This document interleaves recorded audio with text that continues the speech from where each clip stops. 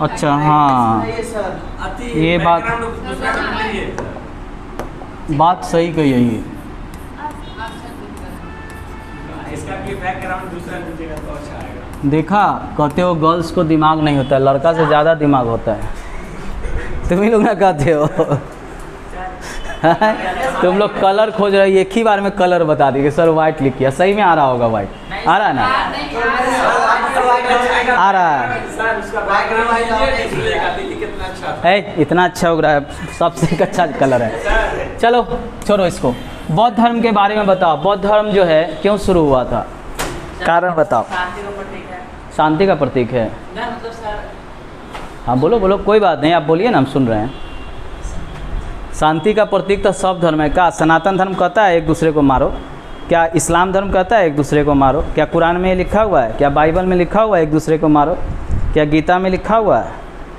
कोई धर्म ये नहीं कहता है कि किसी दूसरे धर्म के लोगों को सताओ व मारो।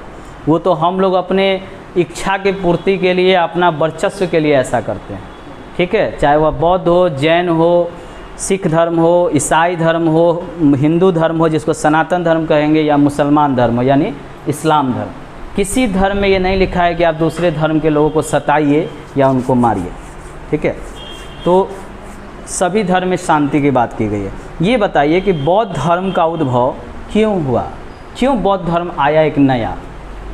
धर्म तो पहले ही सनातन था जिसको हिंदू धर्म कहते हैं, तो फिर बौद्ध धर्म क्यों आ गया और लोग इसको खूब अच्छे ढंग से अपनाने लगे?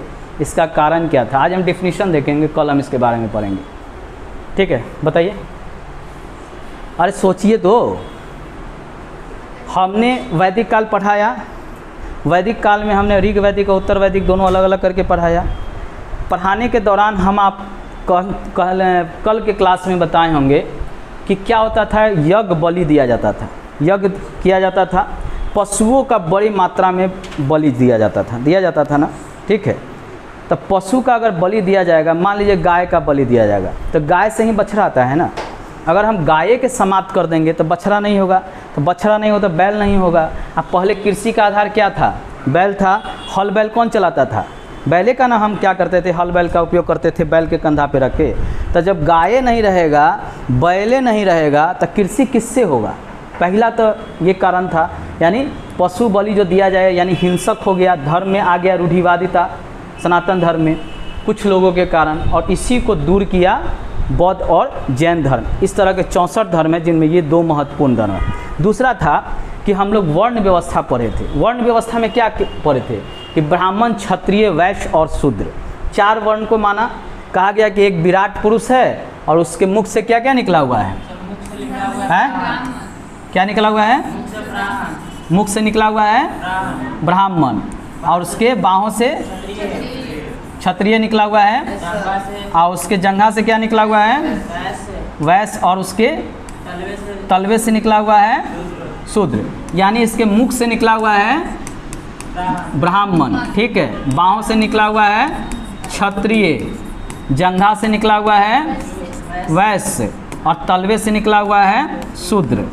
इसमें क्या हुआ कि ब्राह्मण और क्षत्रिय में वर्चस्व की लड़ाई देखने को मिला। ब्राह्मण को दान कौन करता था? क्षत्रिय, क्योंकि क्षत्रिय ही राजा होते थे ना, युद्ध में वही करते थे, और वही क्या करते थे, ब्राह्मण लोग को दान करते थे सब चीज़। लेकिन जो वर्ण व्यवस्था था उसमें प्रथम स्थान पे कौन था? ब्राह्मण। दूसरे स्थान पे कौन था? क्षत्रिय। तीसरे स्थान पे कौन था? वैश्य। और चौथे स्थान पे रख दिया गया था शूद्र को। तो इसमें आपस में जो है पहले स्थान के लेकर होड़ चल रहा था। ब्राह्मण का कहना था कि हम शिक्षा देते हैं आपको, पूजा पाठ कराते हैं, युद्ध कौशल का हम शिक्षा देते हैं, लड़ाई झगड़ा तो आप ही को न सिखाते हैं हम। जैसे उदाहरण के लिए महाभारत में अर्जुन के गुरु कौन थे? अर्जुन के गुरु कृष्ण थे, सखा थे। अर्जुन के गुरु कौन थे? द्रोणाचार्य। अरे आप लोग भूल गए क्या? सब चीज़ जुटा है। द्रोणाचार्य अर्जुन के गुरु थे। तो द्रोणाचार्य क्या थे? ब्राह्मण थे, और अर्जुन क्या था? क्षत्रिय था। ठीक है, तो ब्राह्मण का कहना था कि हम आपको पूजा पाठ कराते हैं, युद्ध कौशल को सिखाते हैं, शिक्षा देते हैं, तो हम पहले स्थान पे। क्षत्रिय का कहना था कि नहीं, हम आपको दान करते हैं, हम ही तो आपको सब चीज़ देते हैं, तो हम पहले स्थान पे रहेंगे। ये कुछ काल्पनिक बातें कही गई हैं, ये वास्तविक नहीं है। इसी को लेके माना जाता है कि बुद्ध भगवान जो है सनातन धर्म में जो रूढ़िवादिता आ गया था, जो कर्म कांड आ गया था, पशुओं का हिंसक पशुओं का बलि देना, उसके बाद जो है अपने आप को श्रेष्ठ दिखाना, इसी को तोड़ने के लिए उन्होंने नया धर्म लाया था जिसको कहा गया बौद्ध धर्म। ठीक है, इसमें बुद्ध का बचपन का नाम क्या था? सिद्धार्थ। क्या था बचपन का नाम? बुद्ध के बचपन का नाम सिद्धार्थ। लिखिए, लिखते चलिए। बुद्ध के बचपन का नाम आप जैसे लिख लो बाबू। बुद्ध के बचपन का नाम क्या था? सिद्धार्थ। ठीक है, सिद्धार्थ उनके बचपन का नाम था। किसका? गौतम बुद्ध का। ठीक है, उनके माता का नाम क्या था? महामाया। महामाया कौन थी? माता थी। ठीक है, पिता कौन था? शुद्रोधन। शुद्रोधन उनका पिता का नाम था। मौसी कौन थी? मौसी थी प्रजापति गौतमी। ठीक है, पत्नी कौन थी? पत्नी यशोधरा। यशोधरा थी पत्नी। पुत्र कौन था? राहुल। हाँ, राहुल। गुरु कौन था? अलार कलाम। अलार कलाम। यशोधरा, यशोधरा, दो में ध है, र आकार है, यशोधरा। ठीक है, पुत्र है राहुल, गुरु है अलार कलाम। ये सांख्य दर्शन के ज्ञाता थे। सांख्य दर्शन, ये फैक्ट लिख लीजिए। उसके बाद दूसरा गुरु था उद्धक रामपुत्र। उद्धक रामपुत्र। ठीक है, इनके दूसरे गुरु थे। अलार कलाम थे सांख्य दर्शन के ज्ञाता। ठीक है, और दूसरे थे उद्धक रामपुत्र, इनके दूसरे गुरु थे। अब इनके बारे में पहले जान लीजिए। ठीक है, उद्धक रामपुत्र, उ द में ध क, उद्धक रामपुत्र। ठीक है, थोड़ा सा लिखने में दिक्कत हो रहा है, इसको पेंसिल को थोड़ा छोटा करेंगे। ठीक है, उद्धक रामपुत्र। देखिए, सांख्य दर्शन भी है, जैसे बौद्ध दर्शन है ना, उसी तरह सांख्य दर्शन भी। ठीक है, उसमें भी जानकारी है, जैसे आपको सूर्य के बारे में जानकारी दिया, पृथ्वी के बारे में जानकारी, वो हम लोग को नहीं पढ़ना है। ठीक है, विशेष रूप से हम लोग को बौद्ध जैन सिलेबस में। ठीक है, ये सांख्य दर्शन को जानने वाले थे, इसके बारे में हम लोग देखो। बुद्ध के बचपन का नाम सिद्धार्थ। ठीक है, बचपन का नाम सिद्धार्थ है। बुद्ध दो भाई थे। ठीक है, तो ये छोटे थे, बड़े नहीं थे। माता का नाम इनका महामाया थी। ठीक है, पिता का नाम शुद्रोधन था। ठीक है, ये ज्ञात्रिक कुल के थे। किसके थे? ज्ञात्रिक कुल के। ठीक है, सिद्धार्थ शुद्रोधन। इनके जन्म के 7वें दिन इनकी माता की मृत्यु हो गई थी। 7वें दिन इनकी माता क्या होगी? मर जाती है 7वें दिन। अब क्या हुआ कि जो इनके पिता थे वो राजा थे एक तरह से। ठीक है, तो उन्होंने एक सभा बुलाया था कि आखिर मेरे पुत्र के जन्म के बाद इनकी माता का मृत्यु क्यों हो गया। तो उसमें बहुत सारा ब्राह्मण आया था, क्योंकि कुंडली कौन निकालता है? ब्राह्मण ही निकालते हैं। आप लोग के भी कुंडली ब्राह्मण ही निकाले होंगे। तो बहुत सारा ब्राह्मण था, तो ब्राह्मण के बारे में कहा जाता है, सभी ब्राह्मण ने आया और सिद्धार्थ के बारे में कहा कि यह क्या होगा कि एक प्रतापी राजा होगा, मतलब क्या होगा? विश्व विजेता होगा। ठीक है, सभी ने यही कहा। एक 12 साल का ब्राह्मण लड़का था जो भी उसमें आया था, उसने कहा कि न तो ये प्रतापी राजा होगा, यह एक भिक्षु होगा। ठीक है, अब कोई राजा हो या किसी के पिता को कह दीजिए कि संन्यास ग्रहण करने वाला है, तो उसके दिल पे क्या होगा? पत्थर पड़ जाएगा ना, उसका दिल तो पत्थर का हो जाएगा कि अरे इतना मेहनत से हम बच्चा को पालेंगे पोसेंगे, आज कह रहा है कि संन्यास ले लेगा, तो हम क्या करेंगे इस बच्चे को? एक पिता के मन में होता है कि मेरा बेटा क्या हो, हमसे भी ज़्यादा ऊंचाई पे रहे। हम सामान्य राजा हैं तो ये क्या हो, विश्व विजेता राजा बने, तब ना मेरा नाम होगा। अब ये जो है सुद्रोधन को ये बात जो है खटकने लगा कि भैया ये तो गलत बात बोल दिया ये कि मेरा बेटा जो है क्या होगा, साधु होगा। इस बात को लेकर उन्होंने उपाय पूछा कि ब्राह्मण लोग से जो वहाँ पे आए हुए थे, इसका उपाय क्या है। तो उन्होंने कहा कि जैसे ही ये सिद्धार्थ बड़ा हो तो इसका विवाह कर दीजिएगा खूबसूरत, कितना खूबसूरत लड़की से, ठीक है, जो यहाँ की सबसे खूबसूरत हो। 16 वर्ष की अवस्था आते आते इनका विवाह कर दिया गया यशोधरा से, जो काफ़ी सुंदर थी। कहा जाता है कि इनके सामने जो है कोई टिकता नहीं था, इतना खूबसूरत थी, ताकि इनका मन जो है सांसारिक जीवन में लगा रहे और ये जो है संन्यास के प्रति न सोचे। दूसरा कहा गया कि इसको 4 चीज़ों से बचा के रखिएगा। किसी की मृत्यु ये ना देखे, किसी साधु को ये ना देखे, किसी बूढ़े व्यक्ति को ना देखे और किसी बीमार व्यक्ति को ना देखे। कोशिश कीजिए कि हमेशा जो है ये खुश रहे। तो कहा जाता है कपिल वस्तु, जहाँ यहाँ इनका जन्म हुआ था लुम्बिनी में, जन्म कहाँ हुआ था, कपिल वस्तु के लुम्बिनी में। लिखिए सिद्धार्थ का जन्म कपिल वस्तु के लुम्बिनी इनका गांव था, ठीक है, हाँ, जो अभी पड़ता है नेपाल में, ठीक है, भारत में नहीं पड़ता है। लिखिए एक लाइन लिख लीजिए कि सिद्धार्थ का जन्म कपिल वस्तु के लुम्बिनी में हुआ था, जो वर्तमान में नेपाल में पड़ता है, ठीक है। इनकी शादी कितने वर्ष में कर दिया गया, 16 वर्ष में। किससे, यशोधरा से। शादी करने के 1 साल बाद जो है इनको पुत्र हो गया, जिसका नाम था, हाँ 1 ही साल बाद हो गया, 1 ही साल बाद पुत्र हो गया जिसका नाम था राहुल, ठीक है। राहुल होने के बाद कई वर्षों तक क्या हुए, सांसारिक जीवन में रहे। लेकिन एक बार उन्होंने अपने सारथी को कहा कि हमको कपिल वस्तु घूमने जाना है, जहाँ उनका क्षेत्र था। कभी भी उनको कपिल वस्तु नहीं घुमाया गया था, यानी महल से बाहर जो है उनको ले जाकर नहीं घुमाया गया था। अब एक बार क्या हुआ, उनके पिता कहीं चले गए और उनकी जो पत्नी है उसको कहा जाता है कि सो गई थी, तो ये अपने सारथी को लेकर निकल गए कपिल वस्तु को देखने के लिए।